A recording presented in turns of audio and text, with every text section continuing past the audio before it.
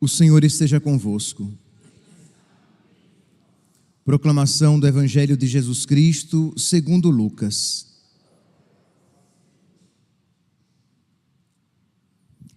Aconteceu que Jesus estava rezando num lugar retirado e os discípulos estavam com ele. Então Jesus perguntou-lhes: quem diz o povo que eu sou? Eles responderam: uns dizem que és João Batista, outros que és Elias, mas outros acham que és algum dos antigos profetas que ressuscitou. Mas Jesus perguntou: e vós, quem dizeis que eu sou? Pedro respondeu: o Cristo de Deus. Mas Jesus proibiu-lhes severamente que contassem isso a alguém e acrescentou: o Filho do Homem deve sofrer muito, ser rejeitado pelos anciãos, pelos sumos sacerdotes e doutores da lei, deve ser morto e ressuscitar no terceiro dia. Palavra da salvação.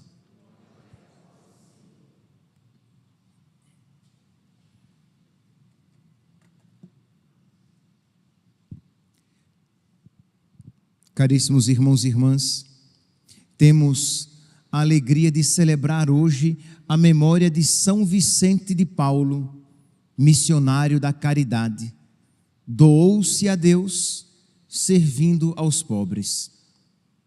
E a primeira leitura de hoje, ela nos dá uma luz para que vai iluminar a nossa reflexão sobre a vida de São Vicente de Paulo.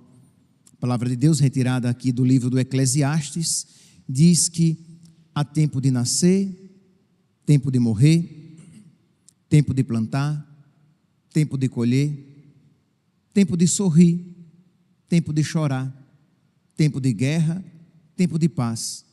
Mas independentemente da instabilidade da nossa vida, da instabilidade das circunstâncias da nossa vida, é sempre tempo de por tudo louvar a Deus. É sempre tempo de, nas vicissitudes da vida, estar na presença de nosso Senhor. Quando chora, quando ri, quando coisas boas acontecem e quando coisas, pelo menos num primeiro momento, coisas tristes, coisas más acontecem, mas independentemente dos acontecimentos, é sempre tempo de louvar a Deus pela sua bondade, pelo seu cuidado, pela sua mão benfazeja, pela sua mão que faz o bem, que cuida de nós. E isso nós vemos na vida de São Vicente de Paulo. Vamos lá. Quem foi São Vicente de Paulo? Ele nasceu no final do século XVI, na França, em 1581. E desde pequeno, um menino inteligente, mas de uma inteligência dotada também para as coisas espirituais. Você pode ser inteligente, mas nem por isso você ser inclinado para as realidades eternas, para as coisas do alto. Mas São Vicente, ele era inclinado para as realidades espirituais, fez muito bem a preparação para a sua primeira comunhão e impressionou de tal maneira o seu pároco que ele pediu aos pais que providenciassem os estudos daquela criança, que demonstrava ser um menino diferente, um menino especial. Só que os seus pais eram pobres, não eram miseráveis, mas eram pobres. Eles não tinham condições de, com tranquilidade, arcar com os custos do estudo, mas se sacrificaram para que aquele menino estudasse. E aquele menino, que era dotado de uma inteligência também espiritual, de uma inteligência voltada para Deus, aquele menino demonstrou vocação para o sacerdócio. E aí mais um sacrifício, porque agora os pais piedosos, católicos, mas pobres, teriam que bancar os estudos no seminário. Que hoje em dia vocês veem, né, que os rapazes entram no seminário, normalmente, né, os rapazes não pagam, mas outras famílias ajudam a diocese. A nossa arquidiocese, por exemplo, é ajudada por muitas famílias para arcar com os custos de um seminarista. Mas na época, cada um arcava com seus custos, pagava. Então, os pais venderam poucas coisas que tinham, que podiam ser vendidas, para ter a alegria de um filho padre. E ele, com 19 anos, foi ordenado sacerdote. Misericórdia, muito novo, crê em Deus Pai. Novíssimo. Foi feito padre e com um apostolado fecundo, padre jovem, devoto, piedoso, e a fama se espalhou. Ele, ainda sacerdote jovem, já tinha fama de santidade, porque ele já cuidava, por amor a Cristo, ele cuidava dos pobres. E cuidava dos pobres, não apenas dos pobres materiais, materialmente falando, desprovidos de bens, mas cuidava dos pobres também, daqueles que são tocados por aquela pobreza ainda mais destruidora, dos pobres desprovidos de Deus, mergulhados no pecado. Então ele tinha essa visão espiritual de levar o pão material, mas levar o pão espiritual, levá-los a Deus. Pois bem, então sua fama já se espalhou, de modo que uma senhora em Marsella, que não tinha parentes, uma senhora já idosa, deixou todos os seus bens para ele. E aí a senhora veio a falecer, e ele foi a Marsella para assinar os papéis, tomar posse dos bens, e com aqueles bens ajudar ainda mais os pobres, os órfãos, as crianças que nasciam com defeitos físicos, os idosos. Então ele foi para lá. Quando ele está voltando de Marsella para Paris, o seu navio é atacado por piratas muçulmanos e ele é levado como escravo para a África. Imagine aqui, meus irmãos, humanamente falando, que tragédia, que desgraça. Ele foi feito escravo.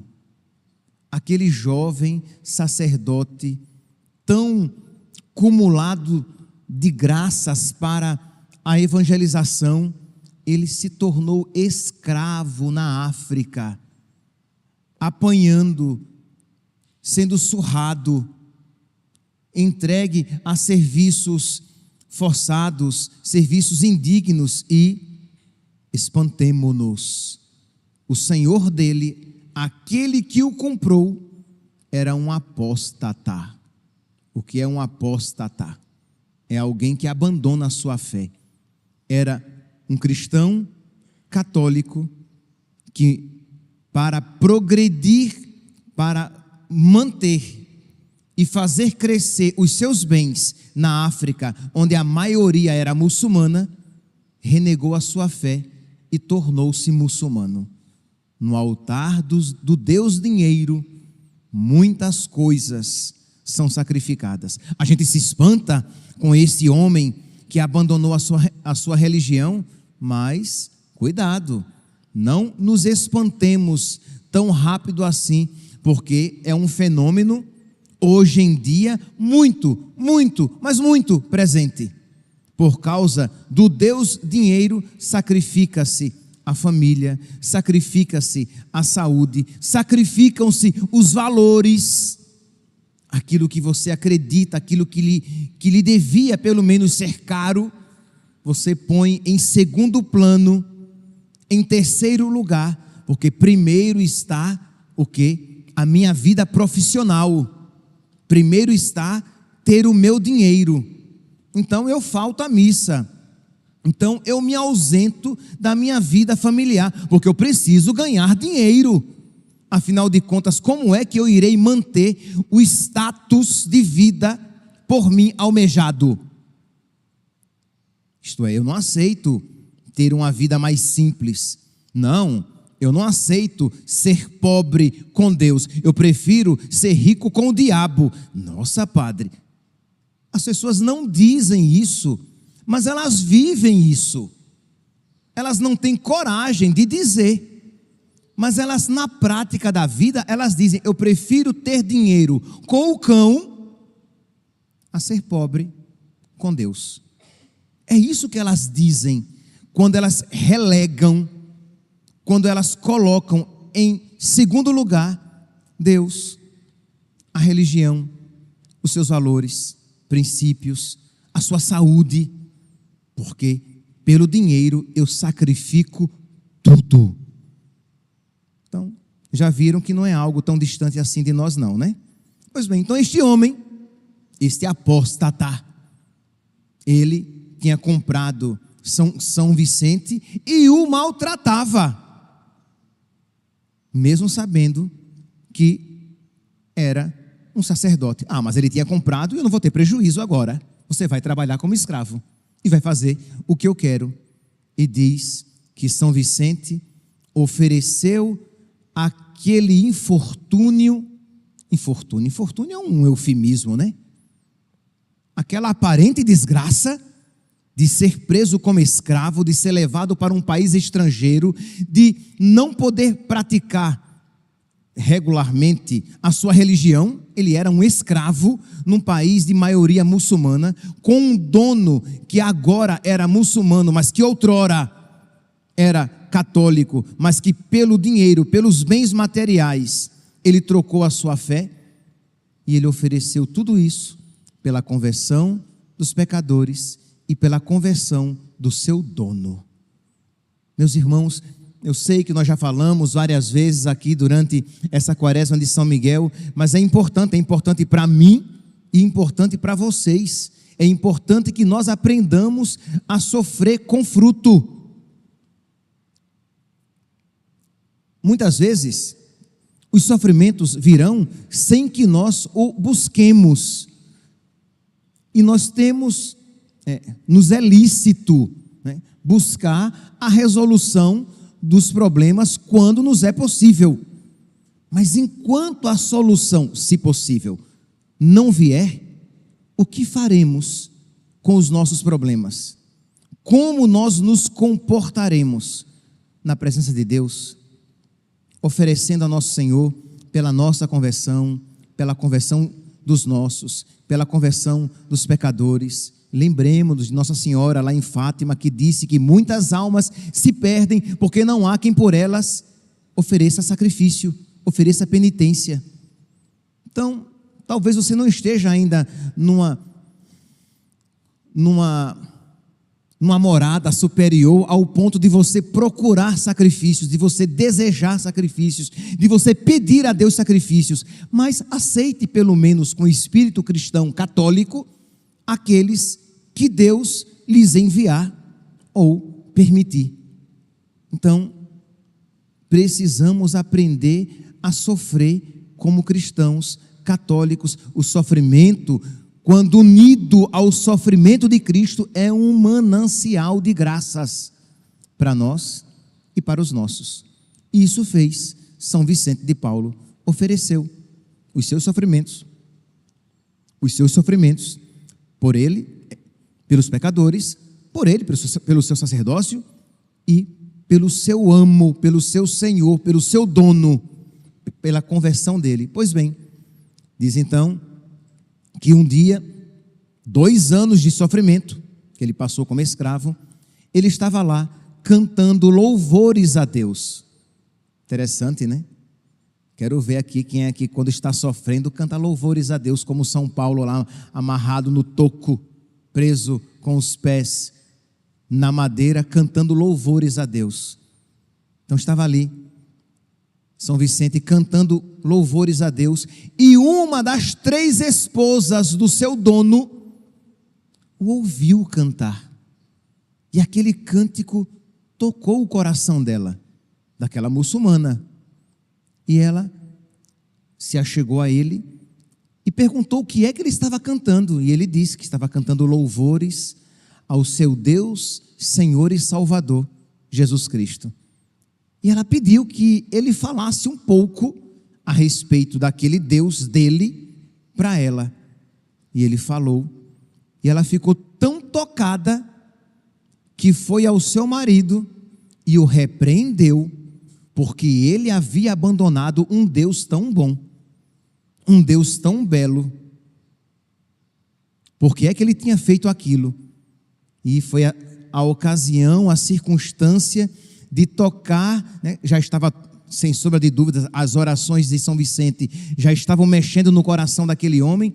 Aquilo tocou o coração do seu dono, que ele resolve então, agora, ele que outrora, pelo dinheiro, abandonara a religião, ele agora estava disposto a, por causa da religião, abandonar o dinheiro. E ele deixa tudo, todos os seus bens, e à noite, às escondidas, foge agora com seu pai, com seu pai espiritual. Ele, São Vicente, que antes era propriedade daquele homem, agora tornou-se o seu pai. E ele foge com São Vicente, voltam a Paris, ele é readmitido na Igreja Católica, né? Readmitido, digo, aquele que tinha abandonado a fé, né? E aí a fama de São Vicente cresce ainda mais, né?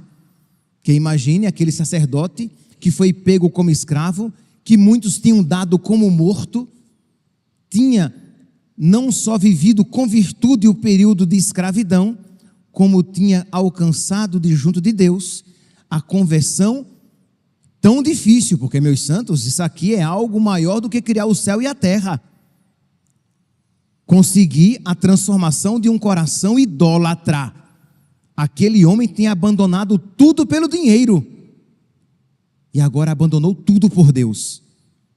É um giro miraculoso, é uma mudança miraculosa. Pois bem, São Vicente volta para Paris, depois vai para um mosteiro em Roma, e a sua sabedoria, a sua inteligência, a sua história de vida se espalhou, né? E o Papa Paulo V diz que um homem, que um sacerdote tão santo tem que ser capelão da rainha na França, para incentivar, para influenciar no rei e na rainha, e ele não queria. Mas há tempo de nascer, tempo de morrer, tempo de plantar, tempo de colher, e ele acolheu aquilo como vontade de Deus. Isto é, ele acolheu como um desígnio misterioso de Deus, levá-lo à escravidão, para libertar um escravo de Satanás, aquele que era seu dono. Agora, via como desígnio de Deus, ele ir lá ser capelão da rainha e influenciar na corte e influenciar na vida do rei e da rainha.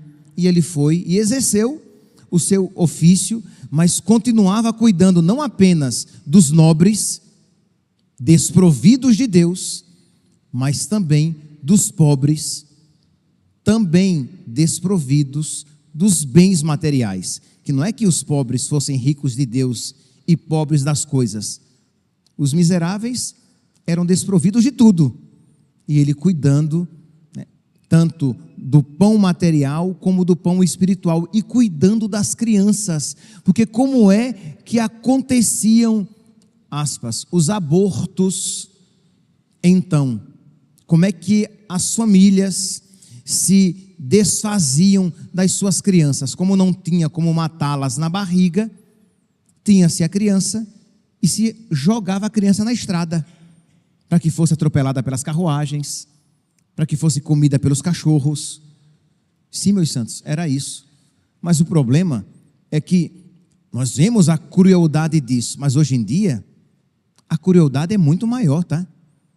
É apenas não, como nós não vemos, nós não percebemos a crueldade, né, com que as crianças são assassinadas na barriga de suas mães. Mas a crueldade continua a mesma. Precisamos, meus santos, precisamos muito rezar, pedir a Deus a graça da nossa conversão. Pedir a Deus a graça de nós não sacrificarmos nada em detrimento de Deus. Que nós creiamos de fato que Deus é a nossa maior riqueza e de que por Ele estejamos dispostos a sacrificar qualquer coisa.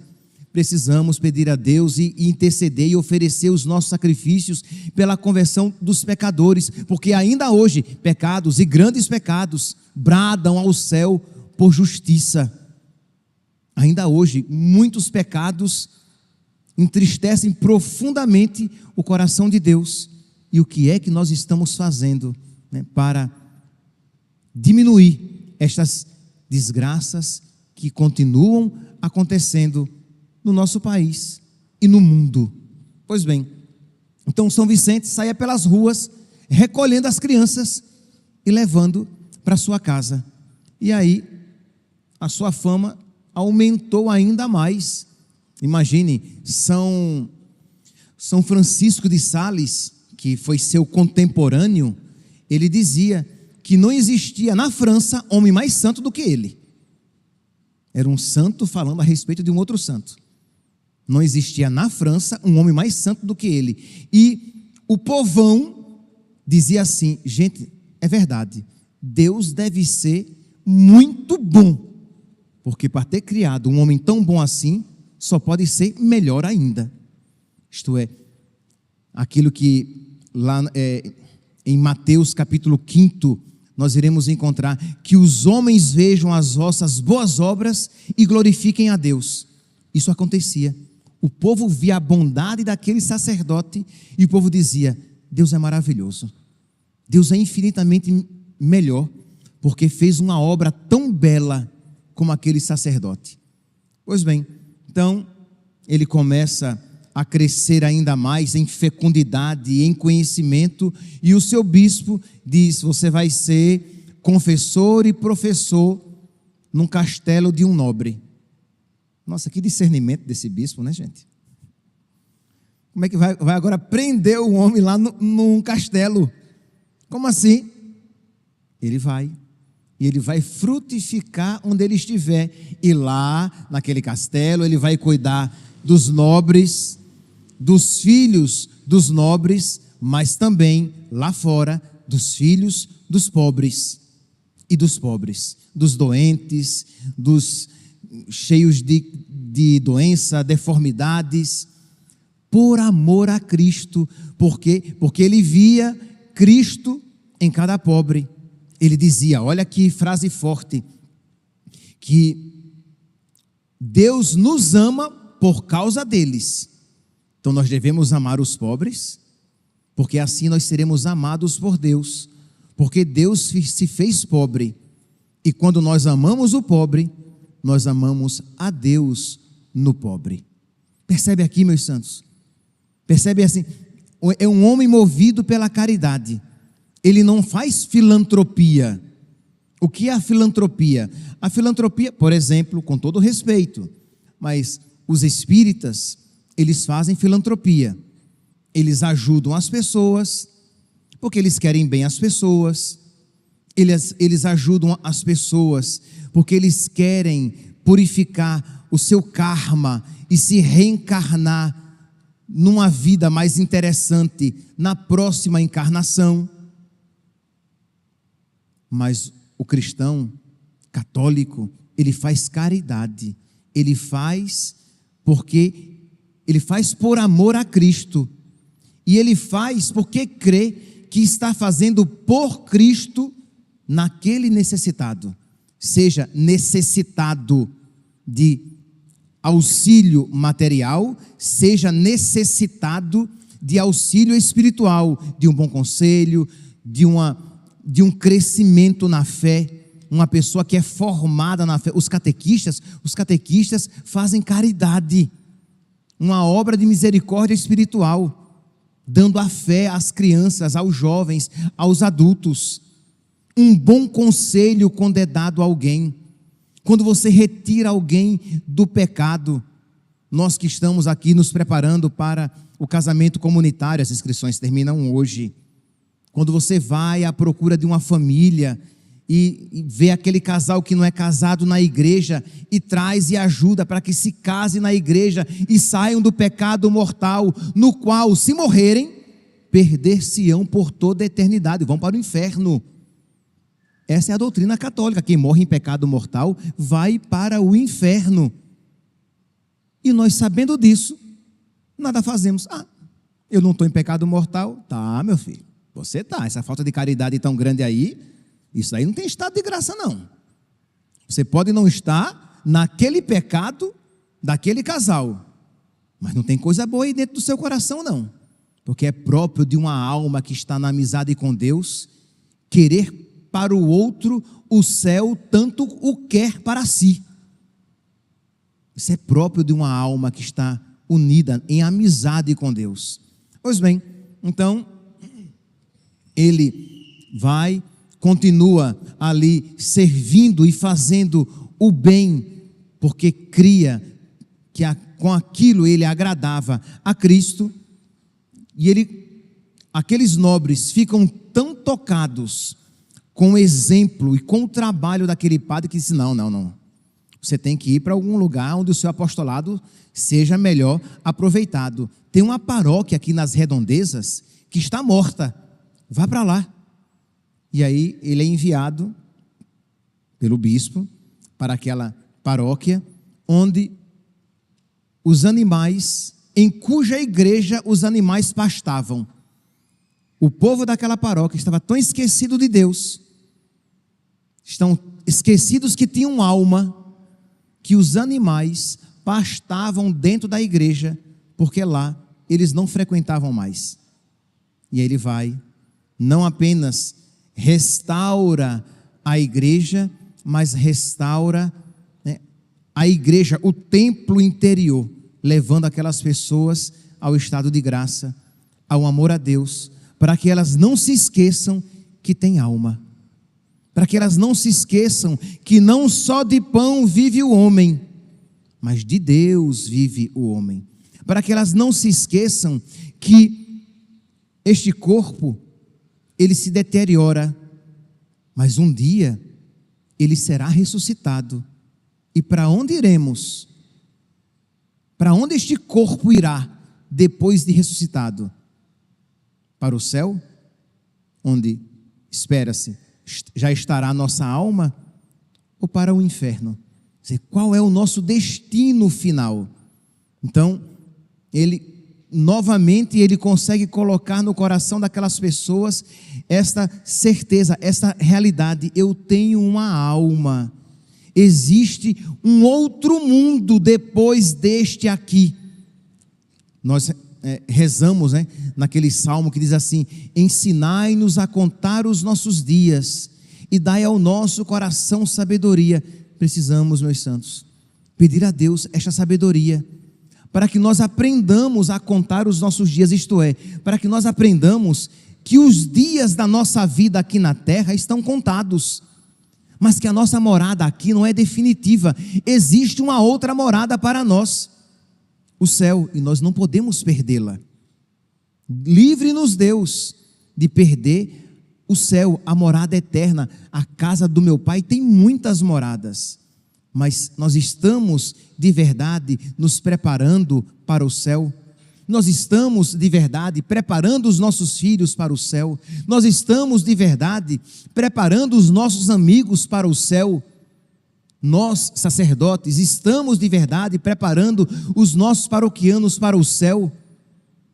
Ou nós estamos vivendo a nossa vida como que só essa vida existisse, procurando ter uma vida tranquila, procurando ter uma vida farta, procurando ter uma vida cômoda? Perceberam? Eu não disse nada de ilícito. Não há nenhum problema de ter uma vida farta, uma vida confortável, mas o problema é quando a sua vida se materializa de tal maneira que só essas coisas você busca, e só essas coisas fazem parte do seu horizonte existencial. Você só pensa nas coisas que a ferrugem destrói e a traça corrói. Você não pensa naquelas realidades que não passam, nas realidades eternas, nas realidades que verdadeiramente importam. Peçamos, meus santos, a São Vicente de Paulo, que interceda por nós, para que nós, tem tantos ensinamentos, fica até difícil com a vida tão rica, de você resumir, mas que nós aprendamos a sofrer com fruto, que nós aprendamos a oferecer os nossos sofrimentos pela conversão nossa e dos pecadores, para que nós aprendamos a viver na presença de Deus, nas vicissitudes, instabilidades, inconstâncias da vida, para que nós aprendamos a socorrer por amor a Cristo os pobres, e para que nós aprendamos que não existe maior pobreza do que aquela daqueles que são pobres, desprovidos de Deus. Que São Vicente interceda por nós, para que nós vivamos plenamente tudo aquilo que a fé católica nos ensina. Louvado seja nosso Senhor Jesus Cristo, para sempre seja louvado.